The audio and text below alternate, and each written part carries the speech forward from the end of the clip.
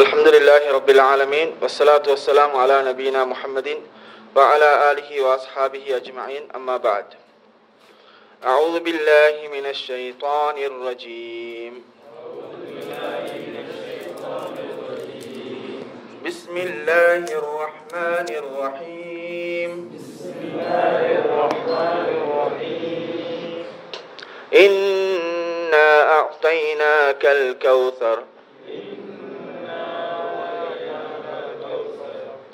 فصل لربك وانحر إن شانئك هو الأبتر திருப்பி ஒரு முறை வந்து சத்தமா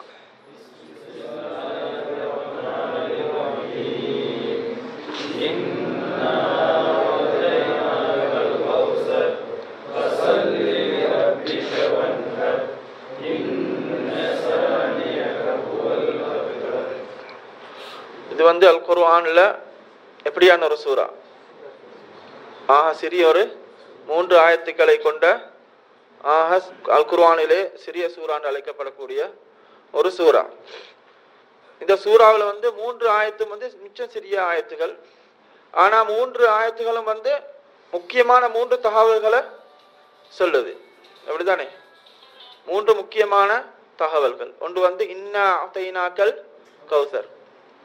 ஒன்று வந்து அல்லாஹு தாலா நபி ஸல்லல்லாஹு அலைஹி வஸல்லம் அவர்களுக்கு கொடுக்கிற ஒரு வெகுமதி. அதை பத்தி அந்த வசனம் சொல்லுது. ஃபஸல்லி லிரப்பிக வன்ஹர். அடுத்தது வந்து தௌஹீத். அப்படின்னா ஒரு அடியானுக்கும் இறைவனுக்கும் இடையில இருக்கிற தொடர்பு அது எவ்வாறு இருக்கணும், அது ஆக முக்கியமான தொடர்பு எது என்றதை சுருக்கமாக சொல்லக்கூடிய ஒரு வசனம். இன்ன ஷானிஅக ஹுவல் அப்தர். அடுத்ததாக இஸ்லாத்தை யாரெல்லாம் எதிர்க்கிறார்களோ, நபி ஸல்லல்லாஹு அலைஹி வஸல்லம் அவர்களை யாரெல்லாம் கோபிக்கின்றார்களோ அவர்களுக்கு ஒரு எச்சரிக்கை. அப்படியான ஒரு கருத்தை பொதிந்த ஒரு வசனமா இருக்குது. இதுல வந்து நான் முதல்ல பார்க்கிறோம்னு சொன்னால் இன்னா அதைனாக்கல் கௌசர். நிச்சயமாக நாம் உங்களுக்கு கௌசரை தந்திருக்கிறோம். கௌசர்னு சொன்னா அதோட கருத்து வந்து அதிகமான கொடைகள், அதிகமான நற்கொடைகள் என்ற அர்த்தம்.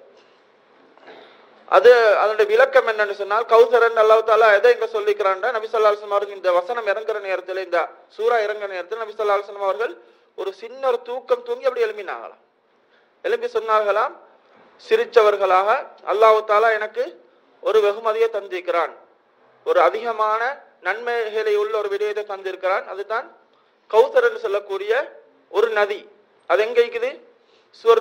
சுவர்க்கத்துல கௌசர் என்று சொல்லக்கூடிய ஒரு நதி அல்லாஹ் தஆலா எனக்கு வெகுமதியாக தந்திருக்கிறான். அந்த நதியை பத்தி நபி ஸல்லல்லாஹு அலைஹி வஸல்லம் சொல்கிற நேரத்துல அந்த நதி அதோட ஹவுத், அந்த ஹவுத் எங்க இருக்குது? இந்த மறுமை நாள்ல வந்து நாங்க மஹ்ஷர் மைதானத்துல, கபர்கள்ல இருந்து நாங்க எங்க போறோம்? மஹ்ஷர் மைதானத்துக்கு போறோம். அந்த நேரத்தில் எப்படியான நிலைமையா இருக்கும்? சரியான கடுமையான தாகம். அந்த கடுமையான தாகத்தோட வார நேரத்துல அந்த முஃமின்களுக்கு அல்லாஹ் தஆலா கொடுத்திருக்கிற ஒரு பாக்கியம் தான் என்ன? அந்த ஹவுத்ல போய்த்துனா நீர் அருந்துறது.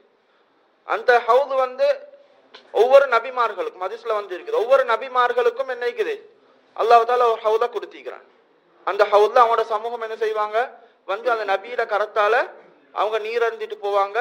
அந்த நீரை யார் அருந்துறாங்களோ அவங்க வந்து அதுக்கு பின்னால் அவங்களுக்கு தாகமே வராது.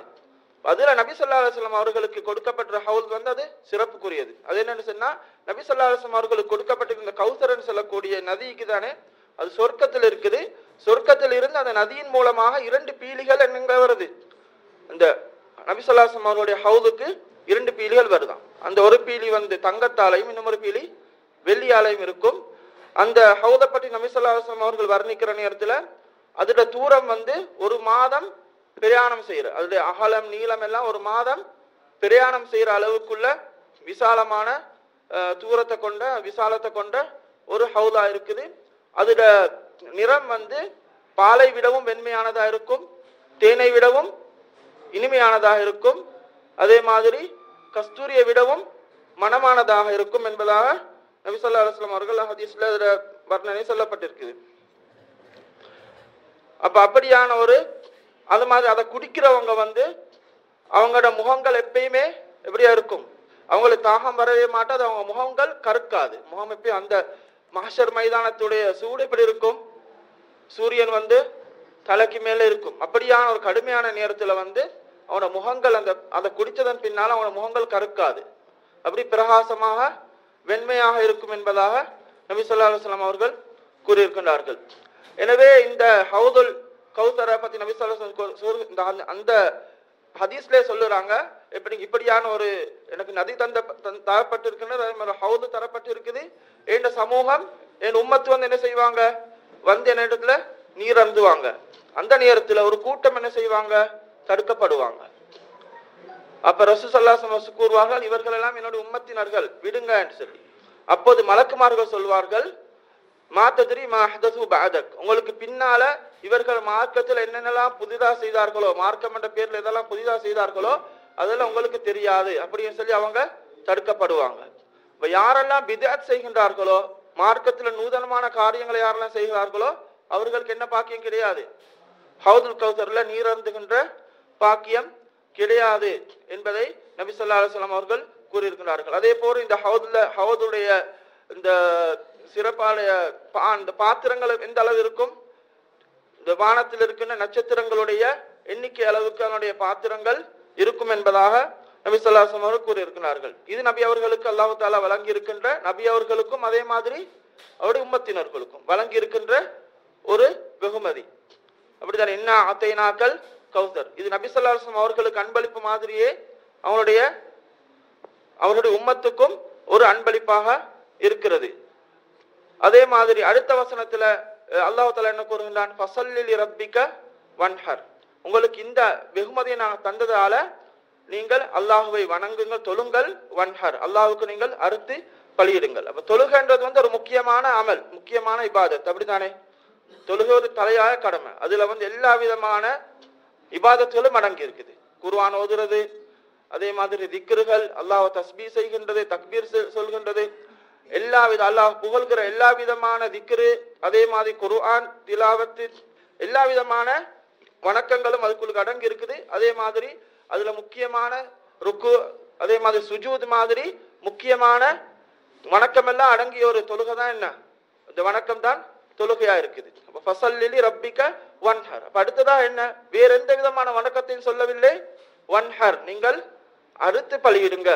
அப்ப அறுத்து பலியிடுறதுன்றது வந்து ஒரு அடியான் அல்லாஹோட இருக்கின்ற அவனோட கொள்கையை வந்து வெளிப்படுத்தக்கூடிய, ஒரு இறை பக்தியை வெளிப்படுத்தக்கூடிய ஒரு செயல் தான் என்ன, அறுத்து பலியிடுதல். இப்ப நாங்க பாக்குறோம், அந்நியர்கள் கூட இந்துக்கள் கூட என்ன செய்யுங்க, பலி கொடுக்குறாங்க, கடவுள்களுக்கு பலி கொடுக்குறாங்க. அதே மாதிரி முஸ்லீம்களும் வந்து ஷிர்க் செய்யக்கூடியவர்கள் அவுலியாக்களோட பேர்ல அவனோட பேர்ல என்ன செய்யறாங்க, அறுத்து பலியிடுறாங்க.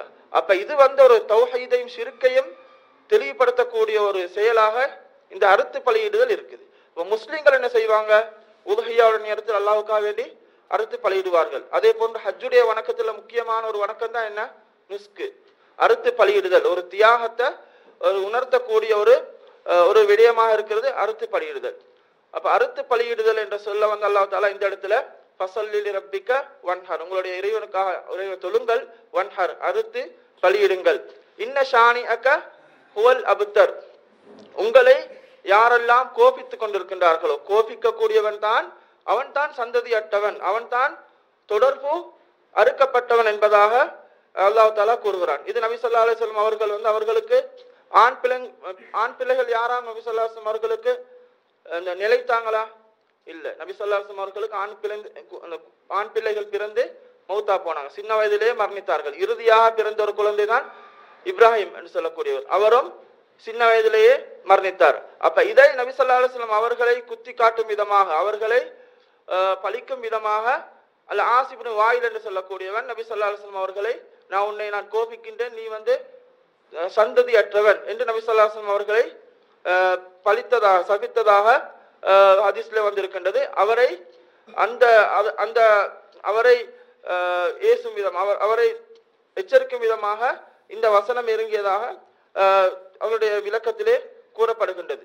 எனவே நபி ஸல்லல்லாஹு அலைஹி வஸல்லம் அவர்கள் அவர்களும் அதே போன்று அவர்கள் கொண்டு வந்த மார்க்கம், அவர்களை பின்பற்றக்கூடியவர்கள் அவர்கள் தொடர்பு அருந்தவர்களா இருக்கிறார்களா? இல்ல. அந்த காலத்தில் இந்த காலம் வரை இஸ்லாம் என்கின்ற மார்க்கம் ஒரு நிலையான ஒரு மார்க்கமா இருக்குது.